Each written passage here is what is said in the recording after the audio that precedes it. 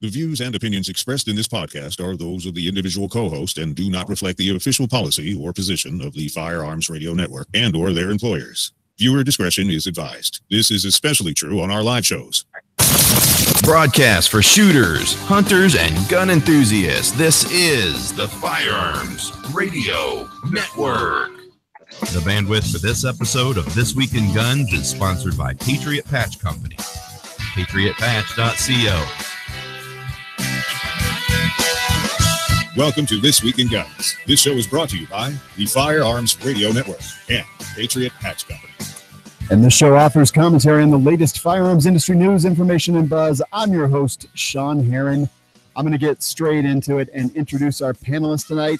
First up, we've got our good friend, Ryan Kleckner. You may know him from a few different places. Best-selling author of the Long Range Shooting Handbook, host of Trigger Words on the Firearms Radio Network, Rocket FFL, Rocket CCW, and all kinds of other stuff. Ryan, thank you for being here. Thank you for having me back. Good to be here. Absolutely, man. Next up, you know him, you love him. We've had him on recently and wanted him back as soon as possible. We've got Eric Utrecht.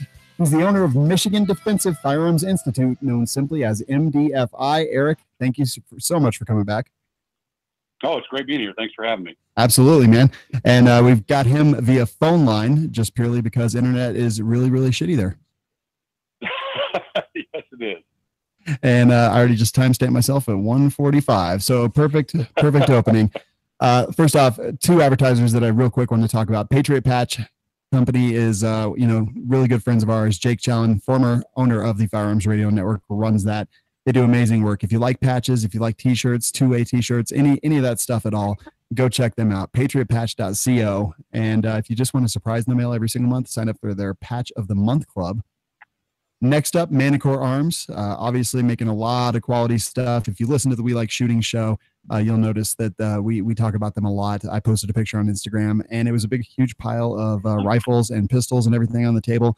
And I'd say about 80% of them had the Manticore Arms transformer rail on there. I've bought them with my own money, and I absolutely love them. They make really good stuff, really inexpensive stuff, but also high quality, heavy duty, and ready to rock and roll.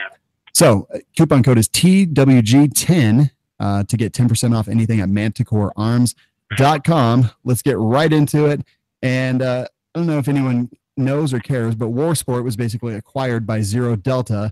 And then at SHOT Show, Zero Delta came out and made a little bit of a splash with the Genesis Z9 modular pistol, which basically takes the frame of a Glock made out of aluminum now, milled aluminum, CNC'd aluminum.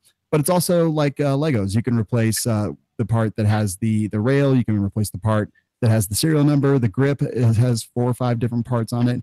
And it's very modular. So if you buy a compact, you can always extend it, buy a new slide, and turn it into a long slide with just a couple easy screws that you take out and then put back in. Anyone interested in this at all? No. I might be the unpopular one here, but I think it's a solution in search of a problem. I don't know. I'd love to see how durable it is. If it's durable, okay, maybe they hit something here. But dissecting a Glock-like pistol into pieces and then sticking them back together, I don't know if that outweighs all the burdens that possibly has, outweighs the utility of it. What do you guys think? Eric? Yeah, my biggest thing with guns in 2018 is, just as Ryan so eloquently pointed out, they're generally solutions searching for a problem. When it comes to daily carry, using a piece of gear for your mission, whether that's going to the grocery store or being a law enforcement officer, military member, I really lean toward things that are proven. So congratulations, you came out with yet another gun. The industry's full of them. That's cool. But now it's going to take that step to become a proven, reliable tool. And that's it. I mean, if it holds up, if it's got longevity, if people can shoot it accurately, and it proves to them to be a valuable piece of their self-defense kit, rock on. If it's just a fad, I'm sure it's going to go the way of the dodo pretty quick. Yeah, it will be interesting. I did have a chance at SHOT Show to talk to Clint Walker about the pistol. He said they've got 10,000 rounds through the one that was on the table, or one of the ones that was on the table, and holding up fine. Actually, they had the stock slide break before the frame showed any signs of wear or anything like that. So take that for what it's worth. It's going to start around the $1,300 mark. And he said that they're really holding up well, no issues whatsoever. And the issues that they did have, they were able to solve in the R&D phase before they're bringing it to market. So I know that there's a lot of people out there that may be interested in this. I'm not sure if I'm one of them. We're going to get one in and test it out, check it out, and see what we think. Interesting idea. One point of note, it seemed really heavy in my hand, but Clint assures me that it's only 4 ounces heavier than a stock Glock of a similar configuration. So I'm curious to see. Yeah, I think the big thing that we can look for with the technology in the industry right now is take a look at I cannot remember the author, long time ago, took a Glock 17, 180,000 rounds to it, right? Buried it in the ocean for a couple of weeks, and it still kept running. So the benefit now with technology is, can you take a tried and true platform and then make it economical yet reliable, that when somebody buys a stock gun and sends it off to have serrations, to have an RMR, to have it stippled, if you can make it come under budget, if that person were to do it by having to send it off after purchasing it, that's an awesome thing. And if they can plug and play, that's great. But if it's more expensive than somebody could do customized themselves, that's when you start to get into issues. But hey, always give it a chance. Give it a chance to do what they say it's supposed to do. Completely agree. Next up, we've got Lantac Bolt Carrier Group turns your AR into a straight pull bolt action rifle. Kind of at first I'm like, wait, what? So it is exactly that. They basically figured out a way to plug off the gas tube and kind of just make this. The person who came up with it basically wanted to do some hunting with it, so he came up with this and made it into this bolt action.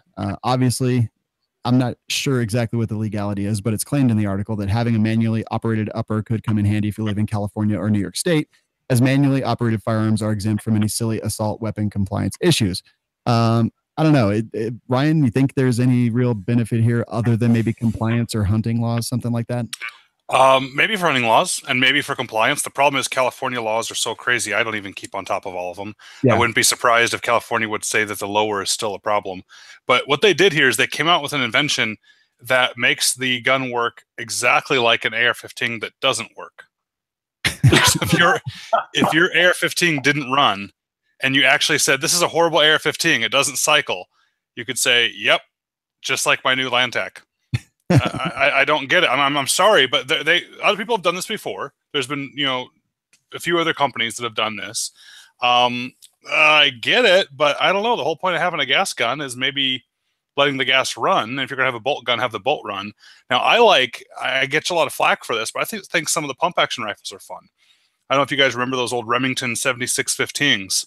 Yeah, I've shot a few actually. That looked like a shotgun, but they took AR mags. Converted some of those to 300 blackout just because I thought it was such a fun little platform. Give me a bolt action. A pump action. Okay, now you can shoot quickly and you have a locked bolt. I just don't know if this thing does it for me. Yeah, I take a look at Ryan. He just nailed it on the head with that. We've taken a platform, a gas operated semi-automatic weapon, and we've made it into a single shot that's now bolt action.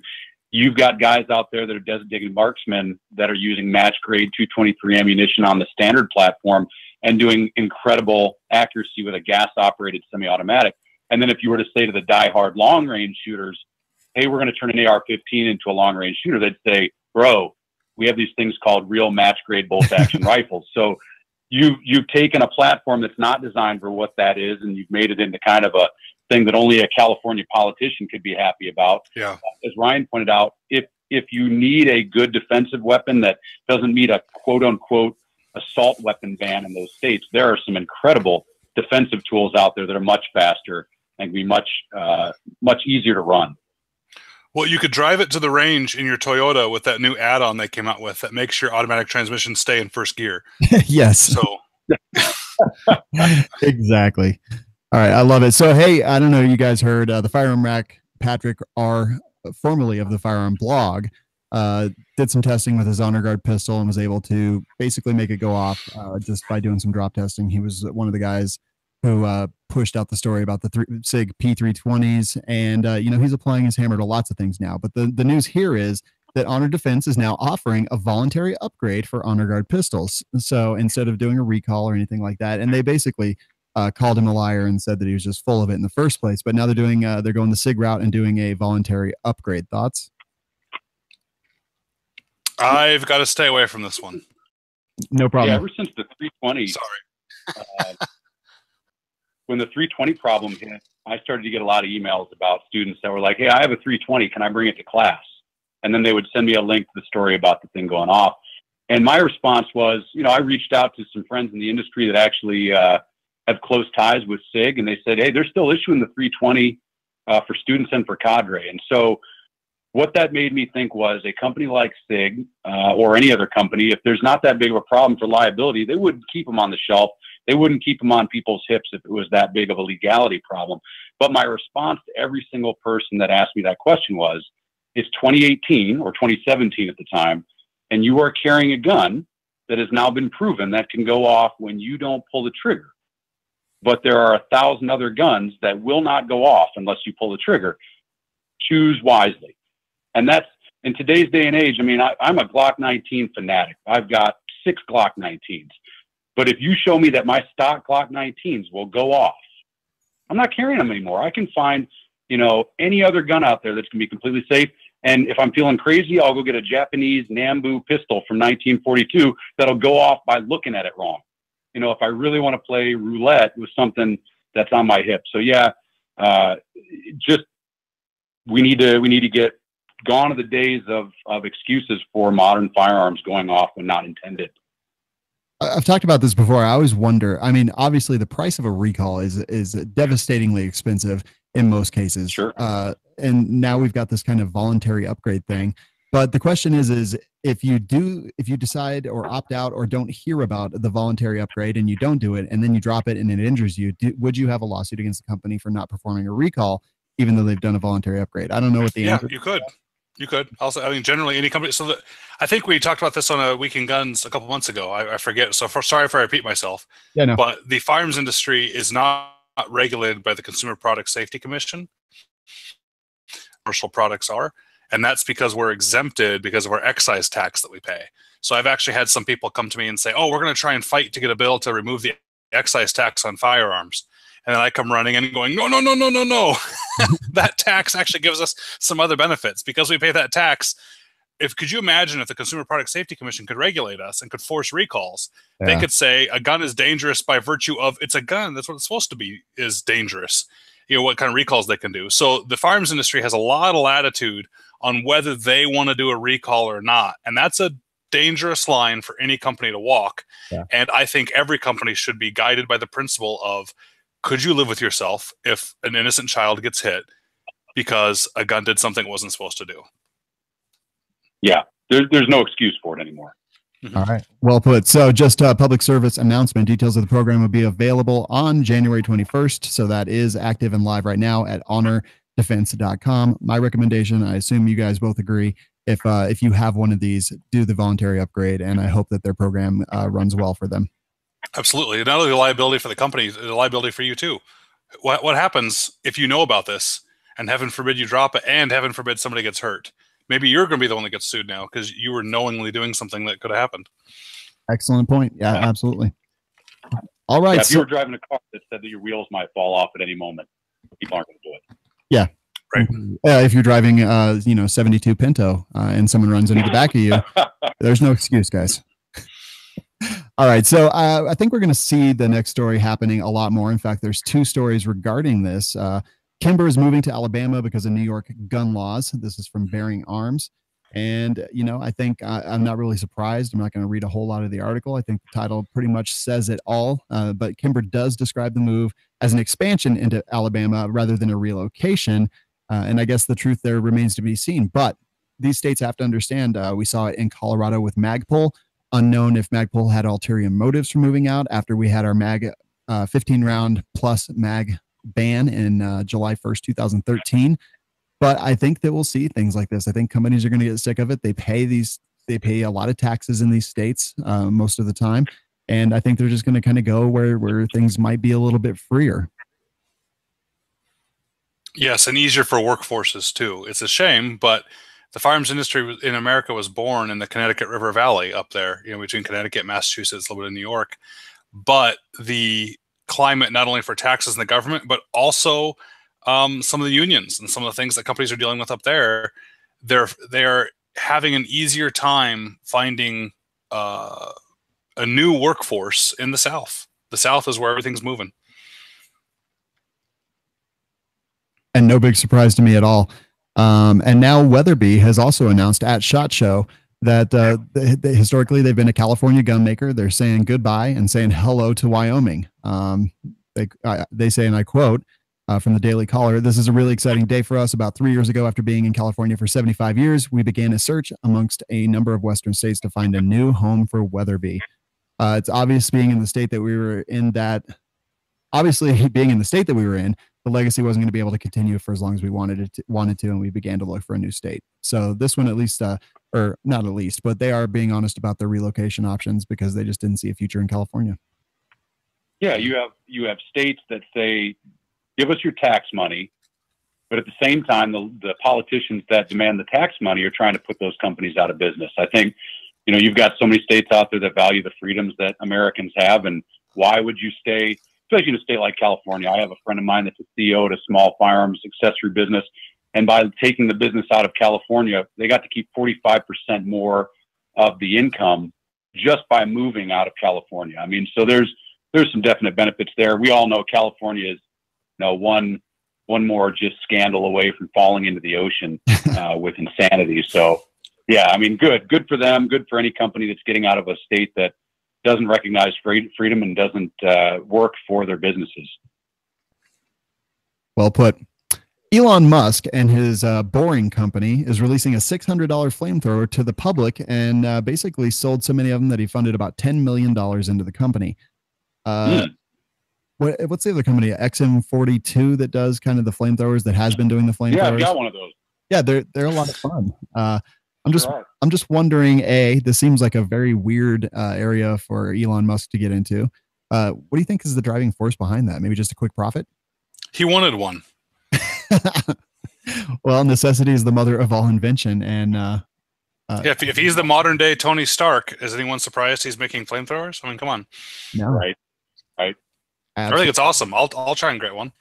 Yeah, $600. I have read some criticisms about the suspected range that they're going to have. Like, apparently it's fairly small, and not a whole lot of, swords of fire coming out the front of it. Like the XM42, those things have, what is it? I don't know, 12, 15 feet, something like that.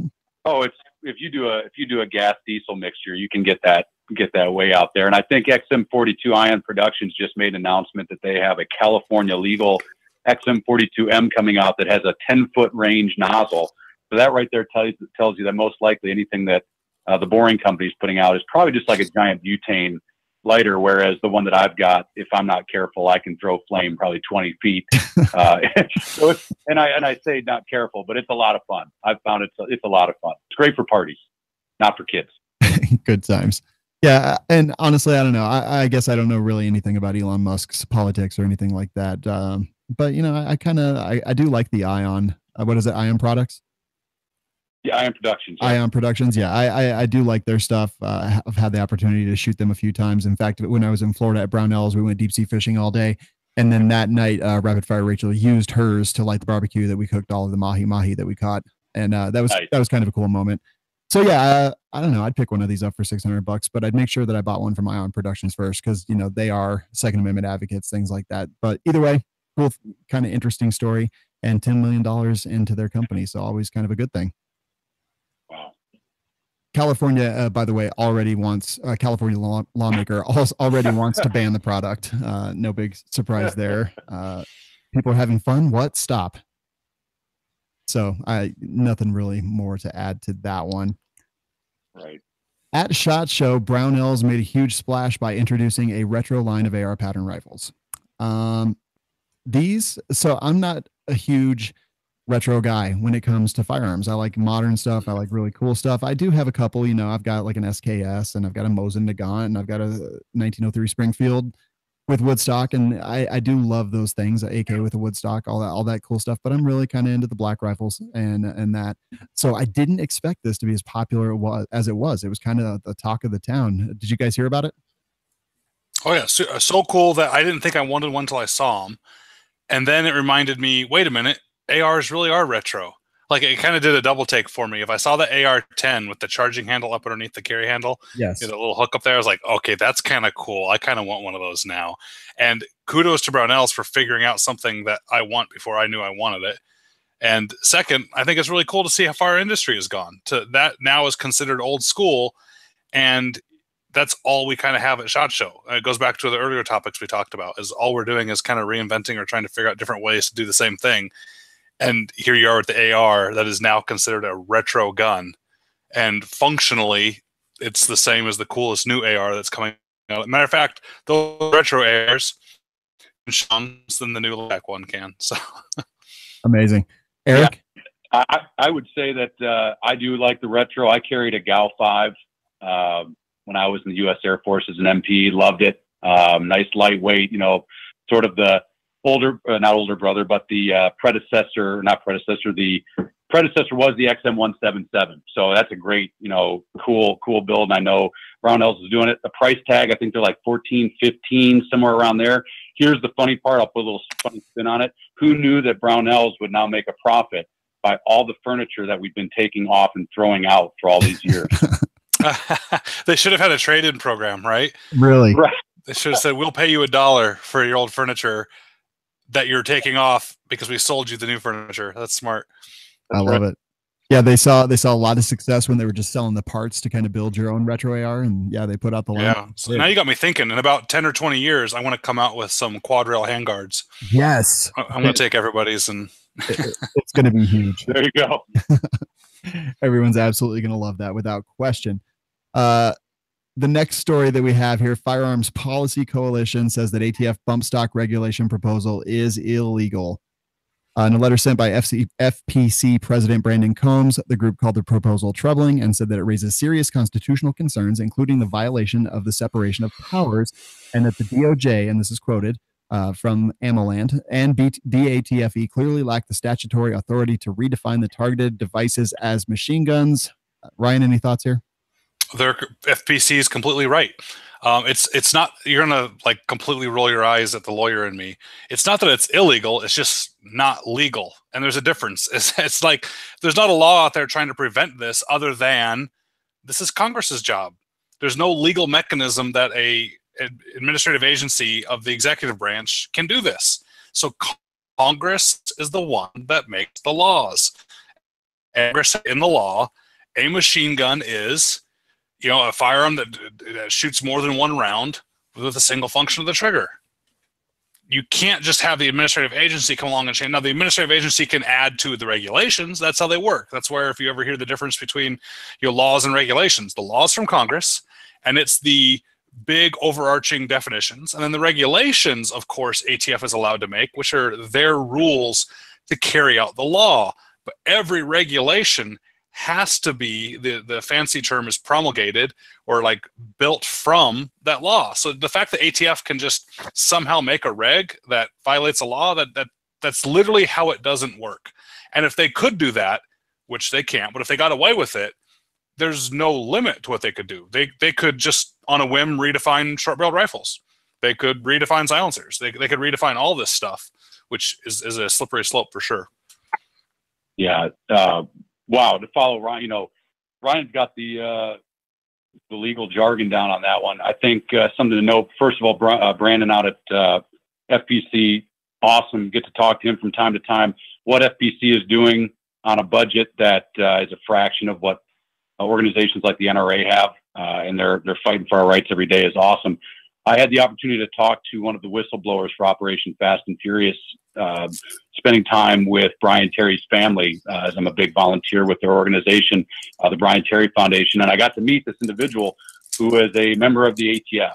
And over beer one night, talking about the Fast and Furious, I got to ask him a very simple question. And I said, what would you say the ATF's mission is? What are you guys doing? And he looked at me, took a swig of his beer, and he said, right now, I would say that the agency is just trying to justify its own existence through making these policies and regulations. And that was a very interesting quote to hear. And this week, we keep hearing stuff like this, where it is overreaching of what they are. They are not the judicial branch. or excuse me, they are not the legislative branch. They are there to enforce existing laws, not to create them on their own whims. And that's very important to note. A lot of the ATF people that I've met are gun people. So I wonder, and this is pure speculation, I wonder if kind of internally inside the organization, obviously there's going to be paper pushers and, career politicians, things like that inside. But I just kind of have to wonder if when they were asked to re-examine this, they were just like, oh, come on, we've already done this. What a waste of time. But, when your boss tells you to do something, regardless of how ridiculous it is, you have to take a look at it. But I just wonder if there's a lot of internal groaning going on over there. The people that we meet and talk to on a daily basis, like the investigators or some of the division areas, are, yes, they're gun people. However, the bureaucracy, the leadership ATF is, as a whole, anti-gun. They are as anti-gun as the DEA is anti-drugs. They see it as their job to enforce and put the limits up and to keep, guns out of criminals' hands and things like that. But they don't see a big use for it. It is amazing to some people how much the leadership does not support gun rights. Yeah, I guess I'm not too surprised. In some somber news, 2 dead, 19 injured in Kentucky school shooting. This happened actually while we were at SHOT Show, and surprisingly, I didn't hear much about it. Death toll has risen to 2 with 19 wounded after a student opened fire on other students Tuesday morning at Marshall County High School in Benton, Kentucky. The suspect, a 15-year-old student, was apprehended at the scene and will be charged with murder. Good. But I guess the reason I kind of wanted to bring this up is obviously crazy people are going to crazy, but the fact that I really didn't hear a whole lot about it, like it didn't set the floor of buzz at SHOT Show. What do you think that says? Sadly, that we're getting used to it, maybe. Yeah, I would agree fully. I think maybe just or that. Yeah, I don't know. I think that's probably it, honestly. So yeah, just another person goes crazy, uses a tool to murder innocent people, and it's awful. Well, I think Ryan's absolutely right. Look what happened in Vegas. I mean, SHOT Show was in Vegas, the site of an absolute tragedy, an absolute mass murder, an absolute massacre of innocent people. Where has that been? This isn't an anti-gun or pro-gun thing. This is we need answers to how many failures in a system of laws. We need to know, was the system flawed? Was there criminal collusion that allowed this man? Ask anyone that goes to SHOT Show that tries to bring a Pelican case by the front desk. They get tackled by security. How did this guy get like an entire arsenal up into a hotel room? Why has there been no footage of anything released to the public? And so we have this situation in where another 15-year-old, another child brings a gun in. But we need to be asking those questions because immediately both sides cling to their normal narrative. But we need to understand that there's tons of laws that were already broken. Was this gun given easy? Was this kid given easy access to a gun? Was it not secured properly? Was there an education of kids with guns in the house? This is another argument for, well, maybe we need to have guns in schools with people that know how to use them to defend the rest of the unprotected people. We need to have the conversation of, just because this 15-year-old took his gun from his dad who didn't secure it properly, now you don't have the right to disarm the neighbors on both sides of that house. So yeah, there needs to be more discussion every time this happens. And this is disappointing because I found out, just like you guys did, it was kind of just a poof in the general news.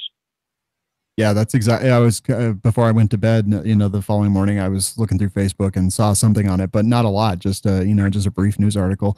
And I think honestly, I'm glad to bring it up here because I think we do need to continue talking about it, exactly like you just said. I think we still need to have conversations as long as they're held civilly and with reasonable thoughts on both sides. But yeah, I don't know. I guess this is not something I want to get used to.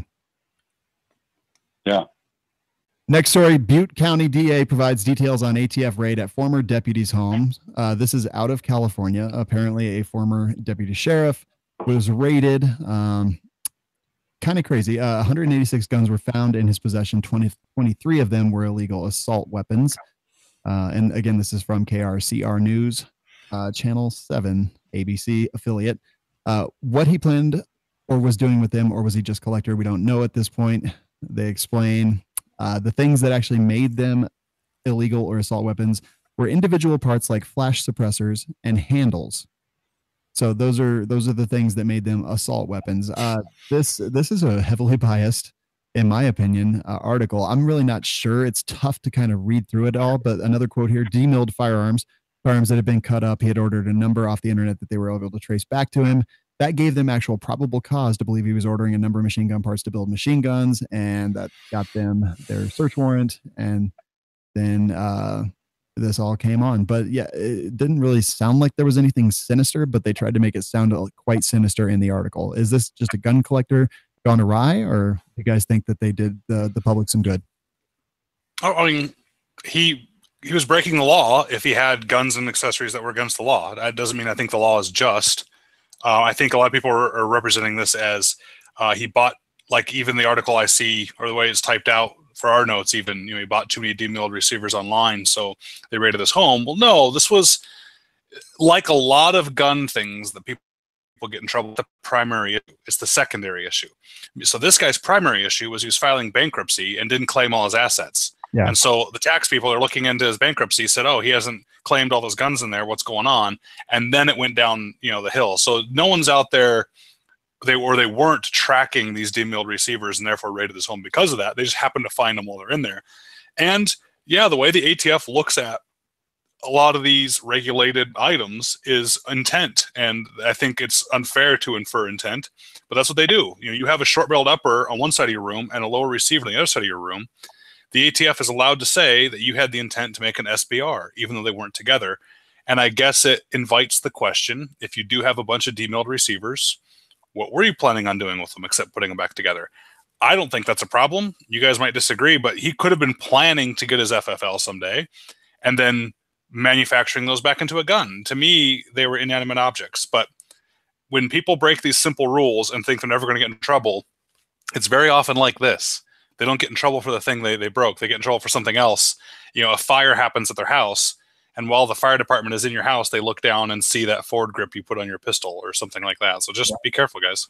Add-on charges and constructive intent scares me. Yeah. All right. Next story up is from AmmoLand. Headline is: News sources misreport on failed federal online gun buying sting. Claim dark web gun purchases are easy. We've talked about this on the show before.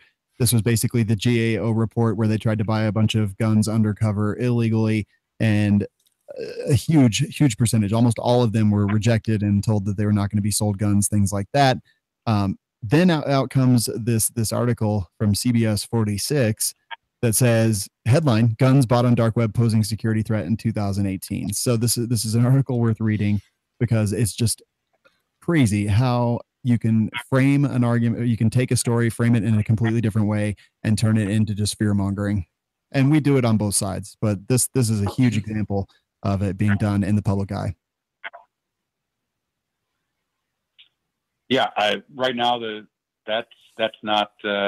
You're certainly right. There's fear mongering going on both sides, and the fact is that they're constantly fighting the illicit transfer of lots of things. So until there's hard data behind it, you can't buy into all the puff pieces. Yeah, I can. Right, and the problem is they don't get the difference between purchase and possession, because it really is easy to purchase a gun online. I mean, extremely easy. There's no background check to purchase a gun online. There's no ID requirement to you can purchase a gun online very easily.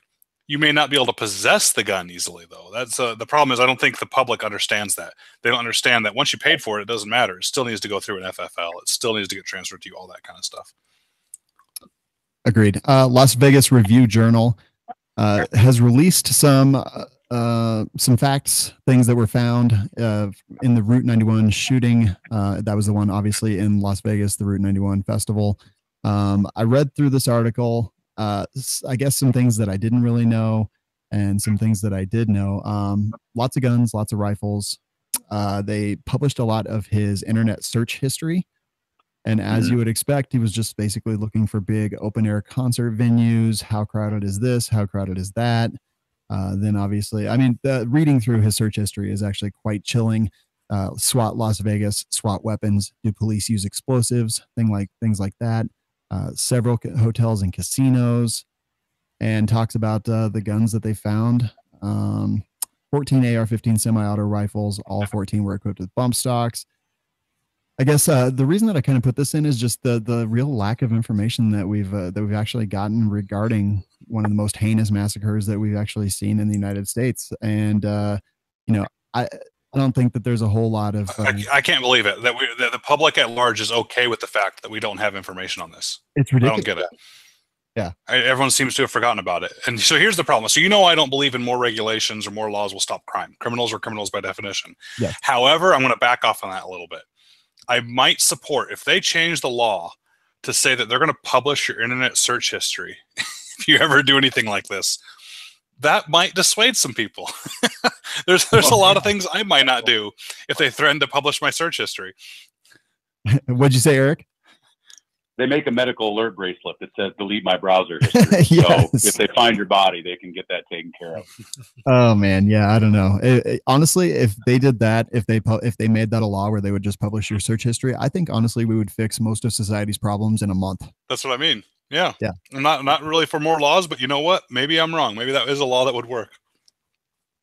Yeah, this one, I know I touched on a little bit with the last story, a couple stories we were talking about. There's so many problems. And as former law enforcement, the report of investigation is a long way from being done. And you're right, the public is not going to be able to know everything, because by giving all that information out, if there is collusion, if there is some rabbit hole of, international crime that led to this, they can't give away all their cards. But there's still, like I said, we haven't seen the casino footage of the guy walking around. I'd love to know how did all these ARs get into his room? How is a camera system set up? Why does the timeline not match up? Why has it disappeared? You would think that this would be the ultimate argument for the destruction of the Second Amendment, but even on all sides, it has completely disappeared because nobody's having a conversation about it. I'm glad to see some information coming out, but I think it's really slow. And if they're saying that, well, there's no charges for the girlfriend, and this guy seems to be acting as a lone wolf, and we're not knowing a motive, well, then it's okay. Let's get a timeline that matches. Let's know more. Let's see the surveillance camera footage of how this guy must have snuck in AR-15s by the dozens in potato sacks instead of giant Pelican cases where they stop all the SHOT Show goers. So yeah, there's something wrong.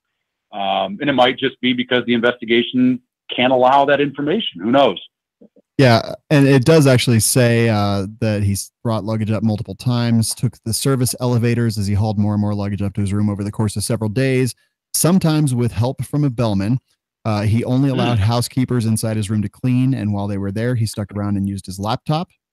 There is definitely some information there, and so I think that it's easy to attribute a lot of this to conspiracy, things like that. But honestly, I think a lot of the reason that the stuff hasn't been released is purely because everyone is worried about getting sued, and that's where we live now. I try never to attribute malice to that, which can be described by stupidity. So I think that just might be it. I think maybe everyone's just trying to hold everything so close to the vest because there's so many failures here that there's going to be a ton of lawsuits. Yeah, let's hope that we do get the answers that, and there's professionals working on it. The Las Vegas Police Department isn't exactly, the Mayberry Police Department. So these guys know what they're doing. I'm sure that they've got the detectives that are squared away to do it. We'll just see what the timeline is where the information finally comes out. Yep. All right. On some more upbeat and positive news, let's talk just a little bit about Franklin Armory's reformation. And Ryan, you kind of called this, so I'll let you run the lead on this one. I think it's awesome. I think it is the most revolutionary breakthrough we've had. Kudos to them. I honestly, who is this? All these bullet makers are trying to figure out ways to make the bullets tumble, before they hit the target, and they figured out how it would for them. No, so I wrote an article for Recoil Web about the 3 guesses that I thought that they could have done, the 3 legal possibilities they could have done. And in the article, I said they had me stumped. I said the first example I gave is it had to be either straight, quote unquote, rifling, straight grooves. The second option I gave was something funky with the trigger, and the third was the stock. And I guessed the trigger because I thought, even though I couldn't see how any 3 would get past the ATF, I thought the first one would just be so foolish because you would literally be going back to a musket. You'd be going back so far in firearms technology that there was no way they would do that. And that company is known for their triggers. So I was wrong about that part. So I was kind of right, kind of wrong. And for the first time in my life, I actually got to start a meme or a name for something. As I was describing on the Trigger Words podcast, I wasn't doing the video like we're doing here. So I'm trying to talk about what the straight grooves would look like. I said, kind of like a churro. The bullet's going to come out like a little churro with the straight grooves on it. And now I'm so proud to see so many people calling it the churro rifle. Yep. It's bad. It doesn't shoot. I mean, from all the feedback from everyone I shot is it'll shoot and they can hit the target some of the time, but the bullet starts tumbling almost immediately when it comes out of that barrel. And I don't get it. I mean, what does that cost, Sean? What's the MSRP on that thing? Oh, they're like they're expensive. Maybe 1,800, something like that, or more. I thought they were in the 20s, but so under the 2000s. So you could just take an AR-15 and put a pistol brace on it, which is a tried and true exemption around the laws, and actually be able to hit targets. So get yourself a budget AR-15 pistol, put a pistol brace on it, and I think you have a much more functional firearm. And after they got flack for having a gun that went backwards in technology and couldn't hit the target, that's when they revealed their little Nerf football bullets with fins. Now, I kind of don't go for that one. I've always wondered. I mean, years back, I've been quoted as saying, why don't we make fin-stabilized projectiles? Because for long-range accuracy, it might be easier to not deform the bullet. It might be easier to have a smooth barrel. It might be easier to not have the spin and then slowing down and stabilization. If you could get the fins just right, it might even turn a predictable amount within wind. There might be a lot of stuff there, but... You froze. Yeah. You there, Ryan? You froze a little bit. I'm here. Can you hear me? Yeah. You've cut out right after fin stabilized projectile. Maybe if you shape the fins right, they might even be able to turn in wind. And then I thought that'd be kind of like some cool technology. But either way, this is not the right way to do it. And I think they ended up with some egg on their face at SHOT Show. Yeah. I look at that product purely from a teaching people to be responsibly armed Americans. For Ryan, the biggest one is cost. Right? You can get a budget AR pistol and make it completely stable to shoot, and you own every single round that comes out of it. So my biggest concern is, first of all, if you have somebody that's like, hey, I want to spend an incredible amount of money on a gun that will not shoot point of aim, sign me up for this bad boy. So there might be somebody like that. And they can say all they want that if you use this particular gun with the proprietary ammunition, you will actually get the accuracy that you would intend it. Well, no, people are going to go put the cheapest ball ammunition through this thing because they got around some funny loophole. And if that person that went from just blowing up watermelons at the range and hitting them 25% of the time at 10 feet decides to use this weapon for any type of serious defensive role, they are seriously loosing rounds and not knowing a point of impact. Even if they did their job with sights, those rounds are not going to go where they want them to. Yeah, it is, to me, I don't do this very often. That is the biggest bowl of fail sauce that I have ever seen. Yeah, I agree. So we were shooting. Clear the ATF has approved it, by the way. ATF wasn't there because the government shut down. ATF told them that the straight grooves did not count as rifling and therefore wouldn't make it a rifle. The ATF did not say the reformation as it exists is fine. It still invites the question of, is it going to be considered a smooth barrel? I mean, even though it doesn't meet the definition of smooth for what we would use in common everyday use, all the ATF has to do is say smooth means not rifled. And if that's what the ATF says, this is now a short-barreled shotgun. Yeah. Here's what I'd like to do before we move on. If there's anybody out there listening that would like one of these at a discount, go buy an AR pistol, put a brace on it, send it to me with a check for $2,400, and I will hit the barrel of your gun with a 10-pound sledgehammer, and I will send it back to you, and it will probably shoot the exact same way. There you go. Solving problems, helping people. That's what the show is all about. That's it. People helping people. It's beautiful. And don't forget that if you have bought this and they do deliver this and the ATF comes back and says, nope, no, this is absolutely not legal by any means, there is a precedent for confiscation of some devices. So you may just be out $2,400 if that happens to be the case. Definitely stay tuned and see more as people actually get them in their hands, I guess. Now, There was a Military Arms Channel, Tim. He had the former ATF gun tech chief Rick Vasquez on kind of just a Facebook Live thing, and Rick Vasquez warns that the ATF's current push to ban bump stocks will open the door to other bans.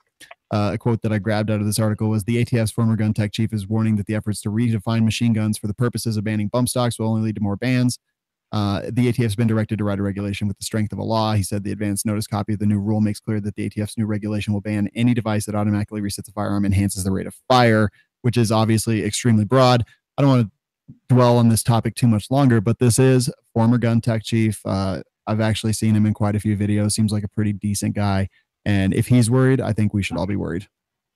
Yeah, Rick's a good friend of mine. I use him for projects for clients, and we work together. And he's right. That's what I talked about before. If they're allowed to redefine this, guys, I don't know if you remember the whole armor piercing ammo thing we had a few years ago. Yeah. Oh yeah. You know, so if the ATF just decides to say, you know what, we're going to define armor piercing ammo by performance, not by the composition, just by performance. If it goes through soft body armor, well, guess what? Every single rifle bullet is now armor piercing ammo.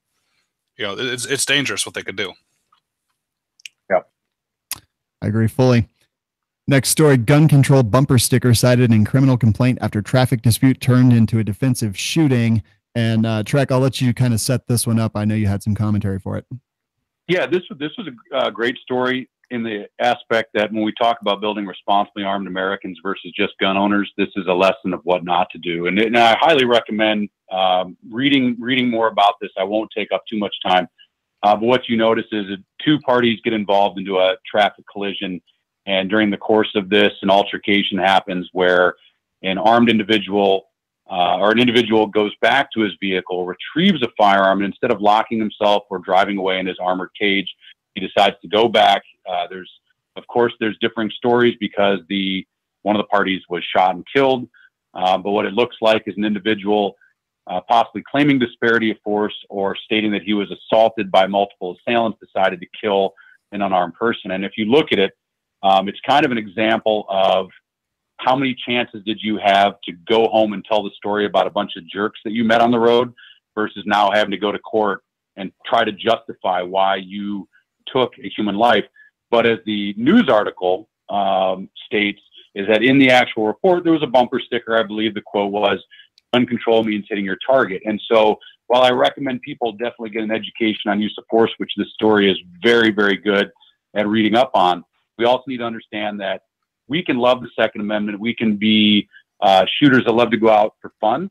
Just understand that everything you say or do and put out there for the world can be used to your benefit and could be used against you in a court of law. And this bumper sticker being in a police report is the same as a law enforcement officer that recently had your F engraved on the inside of his dust cover on his AR-15. We hear stories about people that put surprise, wait for flash on the muzzle of their gun. These are things that we need to think about. Hey, my gun might be cool to me and I might really like to go out and shoot at the range, but I'm carrying it for a reason. That reason is very serious. So don't give anybody a reason to doubt the serious nature of why I carry a firearm. So yeah, it's an awful story, because I think with some education, with some emotional control, this would have been just a bunch of dudes that maybe would have duked it out. I mean, that's not worth it either, but they would have bloodied some noses and the police would have broke it up, but instead it just went full potato and somebody died. And now multiple lives will be ruined by it. You know, it's the whole concept of preclusion. George Zimmerman didn't escape the situation that he easily could have, and a person died. And, you know, it's exactly the same here. Like you said, instead of driving away, he continued to push the issue and someone got shot. Yeah, I have a student of mine that was involved in a road rage fender bender. He was sideswiped on an on-ramp, and he did what he was supposed to do. He pulled over, and the guy that sideswiped him got out and got up to the window and started shaking his fist and challenging him to a fight. And it was great. The student just put the car in drive and drove about 20 feet and stopped. And the individual then chased him down and started doing it again. He put the car in drive and drove 20 feet and stopped. And by the time the troopers showed up, he was 200 yards away from the aggressor's car, but still safely locked in his vehicle. And now the trooper has no doubt of who the aggressor is, because the victim was trying to move away yet stay at the scene of the crime. And now the aggressor has no excuse of why he's 200 yards away from his vehicle red in the face. And that's someone who's using their brain. And this individual is armed, but he never even had to think about using a firearm to deal with the situation. And that's what it is. It's thinkers, not shooters. Oh yeah, the best way to survive a gunfight is not to get in one. That's it, brother. Without question. So there was a little bit of a kerfuffle at SHOT Show. I'm trying to bring that word back. It happened to do with the Glamour magazine article. There was 12 ladies that were interviewed, all the way from convention employees to company employees, gun salespeople, actress, just all kinds of different stuff. And all of it's, what you would normally expect to hear from people who are at SHOT Show, except for one. Who basically came out and completely just poo-pooed the Second Amendment, said that if government came for guns, she wouldn't be upset. Didn't think that the founding fathers had AK-47s and everything else in mind when they thought about the right to bear arms. It was, Shannon Watts, Mom's Demand Action, bullet points word for word. The thing here is that this person was actually wearing a Terran Tactical Innovations jersey with her name on it, implying that she's a sponsored shooter or somehow associated with Terran Tactical Innovations. Did you guys hear about this? Yeah, I'd say it was more implied, though. I mean, she was part of that crew. There are multiple YouTube videos of her with the team shooting. She was part of his crew, and I saw it. It was laughable. You're the one that brought my attention to it, Sean, and I shared it, giving you a hat tip for finding the article. Unfortunately, I didn't re-up my Glamour subscription like you did, so I didn't catch the article. You caught it first. But the founding fathers didn't have iPhones in mind when they talked about the freedom of speech either. So I hope she's willing to turn that in. Yeah, I completely agree. It's so I feel bad mainly because we did really break the story, or at least we published the post that kind of drove everything to a crescendo. Mm-hmm. And so on the one hand, if she wasn't wearing that jersey and she did this article in Glamour and gave this interview, I'd be like, well, whatever. I disagree with her, but that's the end of the day. But I guess what it comes to is just my whole disgust at the whole gun bunny type culture. And when Taryn did come out with a press release like the following morning, or a statement at least, he basically said that she was a promotional model, and I just did the air quotes for those that are listening, and a friend, and that all professional ties had been severed, and they was completely shocked. And but this is not the first time this has happened. I don't know if anyone remembers Amy Jane. She was a Terran Tactical promo model friend. Competition shooter, whatever you want to call it, whatever he wants to call it, that's fine. Who was engaging in some stolen valor, said she was a Marine, not a Marine.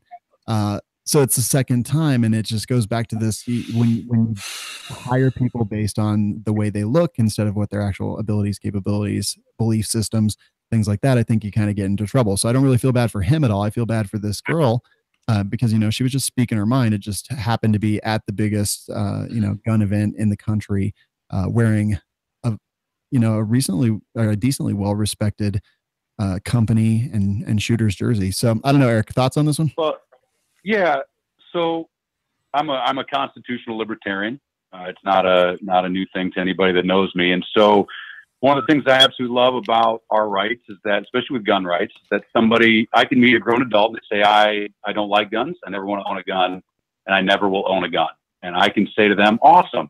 As long as they don't say to me, I hope somebody takes your guns. I hope somebody takes your rights, because then we have that treading that we always talk about, the treading on rights, life, liberty, pursuit of happiness. So what this really boils down to me is, especially in Michigan with the big three, the car manufacturers. When you drive by a Ford manufacturing plant, you know what you don't see in the parking lot? Any other car but a Ford. Right. They if you drive into a Ford parking lot and you're in a Lambo, you're probably going to get put up on blocks and probably going to light your Lambo on fire, because you are clearly missing something about what you belong to. And so this to me, what I really see about it is somebody that lost complete situational awareness of how can you make those mistakes when you're asked, they didn't get ambushed. It might be an ambush piece where the journalist had an intention of spinning it towards women don't like guns. But the reality is you're wearing a jersey of someone who just helped, the great John Wick do an amazing, shooting scene in the catacombs. And now you say, oh, this dude whose jersey this is, everything about what he does, I don't believe it. So it's that. And it just shows a gross lack of judgment when you bring people in that are hopefully representing your hard work. So that's, if she really believes that, California should fit right in. But dang, before somebody else gives her a jersey, you might want to ask a few questions about her beliefs. There you go. Yeah, I think you're both right. The gun bunny thing drives me nuts too. As one, it just insults the rest of us, as in that's now going to motivate me to buy that product.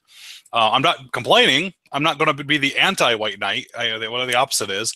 I mean, it's just like anybody else. I don't mind seeing an attractive woman, but when you try and force it on us and say like, oh, you're going to be buying this product because there's this girl shooting the gun, and you don't do anything based on the merit, and it's only the looks. Yeah, what are you surprised? This is what you're going to get.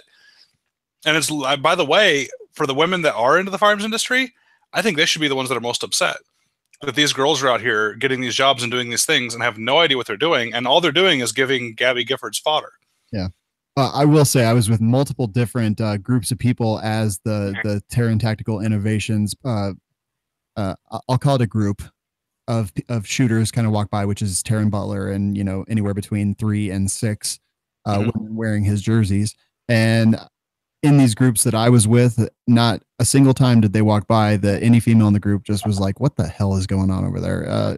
So, I think they are mad. I think it is offensive. And I'll tell you what, Terran Tactical Innovations, strike 2, buddy. I hope we don't get to strike 3 because, man, I don't know. But again, I feel bad for Rochelle. She spoke her mind. She just did it in the wrong place at the wrong time, wearing the wrong clothes. But I don't feel bad for Terran Butler at all. I think that sometimes we have to live in the bed that we have to sleep in the bed that we make. Mm-hmm. All right, Gabby Giffords' group admits New York gun control is a failure. Well, this is over at Breitbart. Annual cost of gun violence this is a study put forth by Gabby Giffords' gun control group and published by the New York Daily News. But it basically talks about the cost of gun violence and how expensive it is, even in some of our safest cities. And I think that that's kind of a laughable phrase.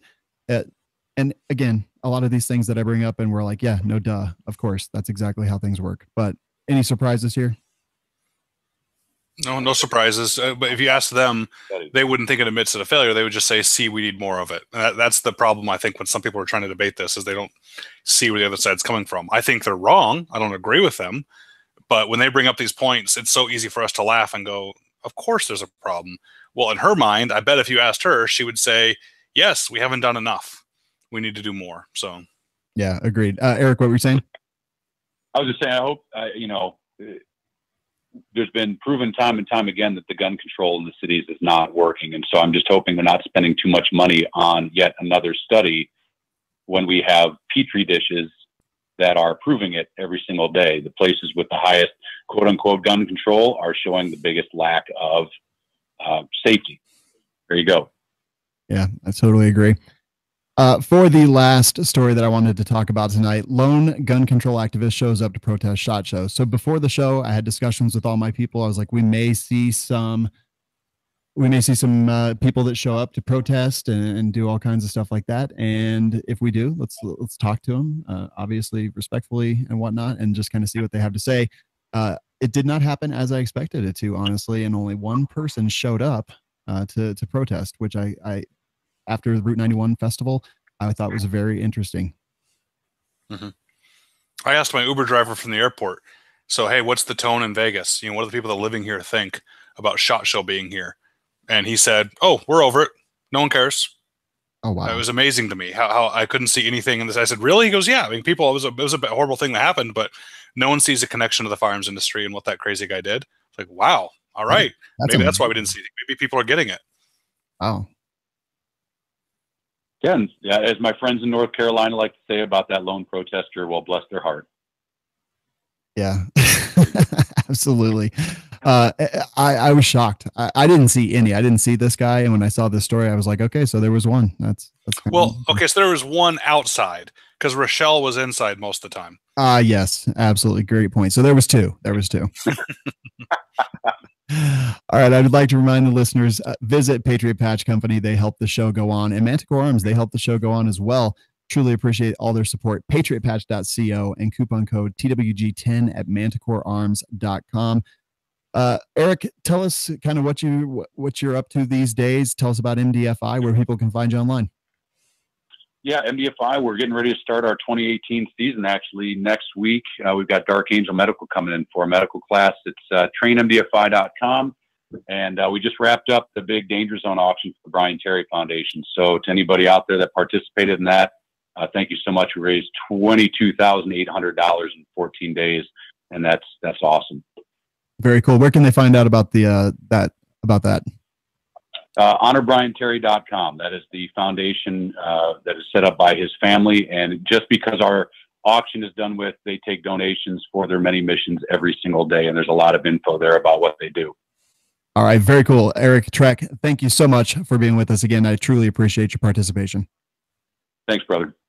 Ryan, where can't they find you, I guess is the question I would ask. Oh, I lost you a little bit, man. What'd you say? I said, where can't people find you? I mean, they can find you everywhere. Exactly right. Exactly right. Well, right now, I'd appreciate Rocket FFL is making a big boost right now with traffic and sales and courses. And so if you guys have been thinking about getting an FFL, even if you haven't, just go check out Rocket FFL, look at it, and realize that for the cost of getting an FFL, which can be $50 a year for 3 years, you can get some really cool savings on guns. Like I use Lipsies as my distributor that I like the most, and they offer essentially Amazon Prime shipping. It's 2-day free shipping on guns. And not only are you going to save a ton of money on guns, you're going to make money on guns with your buddies. So if you checked out Rocket FFL, I'd appreciate it. Very cool. And also Long Range Shooter's Handbook on Amazon. You can find that. The Trigger Words podcast. Yeah. Firearms Radio Network. It's like texting me, sending me messages. It's like I can't get through 5 minutes without seeing something about Ryan Kleckner. Except for 1 hour last night.